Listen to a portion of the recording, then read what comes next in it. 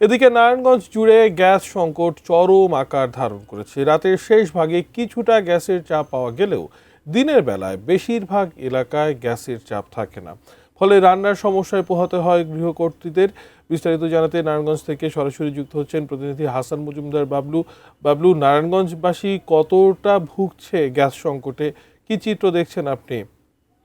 তীব্র গ্যাস সংকট যেন আরো তীব্র হয়ে গিয়েছে। নারায়ণগঞ্জের শহর থেকে শুরু করে উপজেলা এবং কি একেবারে গ্রাম পর্যন্ত যেখানে গ্যাসের লাইন রয়েছে সেইখানেই গ্যাস পাওয়া যাচ্ছে না। রাতের শেষ ভাগে কিছুটা পাওয়া গেলেও কিন্তু গ্যাসের দেখা মিলছে না। আপনি দেখছেন যে আমি এখন এই মুহূর্তে যে জায়গাটিতে রয়েছে নারায়ণগঞ্জ সিটি কর্পোরেশনের 3 নম্বর ওয়ার্ড, এখানে দেখুন একটি 5তলা বাড়ির নিচে আমরা দেখছি যে প্রায় 7 থেকে 8টি চুলা জ্বালিয়ে এখানকার যারা গৃহকর্মীরা রয়েছে, যারা গৃহিণীরা রয়েছে, তারা কিন্তু আসলে রান্নাবান্না করছেন এবং আমরা তাদের সাথে কথা বলতে চাই এবং জানতে চাই যে আসলে কতদিন ধরে এই যে গ্যাস সমস্যা দেখছেন।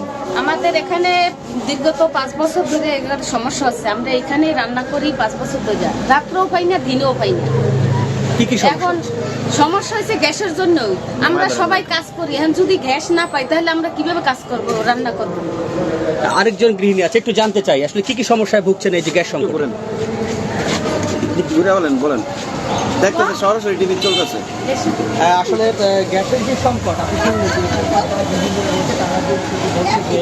তারা শ্রমিক অধ্যুষিত এলাকা নারায়ণগঞ্জ, যেখানে সকাল থেকে শুরু হয় শ্রমিকদের কাজে ছুটে চলা। সেই শ্রমিকরা কিন্তু আসলে সকালবেলা না খেয়ে তাদের কর্মস্থলে যোগ দিতে হচ্ছে এবং রাতে বাসায় এসেও কিন্তু তাদের এই একই অবস্থা বিরাজ করে। তো সব কিছু মিলে আসলে বেশ একটা নাটক অবস্থায় তারা রয়েছে বলে আমাদেরকে জানিয়েছেন। এই বিষয়ে আমরা তিতাসের কর্মকর্তার সাথে কথা বলেছিলাম। আসলে তারা যে বিষয়টি বলছেন যে চাহিদার তুলনায় অর্থাৎ সরবরাহের তুলনায় গ্যাসের চাহিদাটা বেশি হওয়ার কারণে তার হিমশিম খেতে হচ্ছে এবং সঠিকভাবে আসলে তার কোনো উত্তর আসলে তিনি দিতে পারছেন না।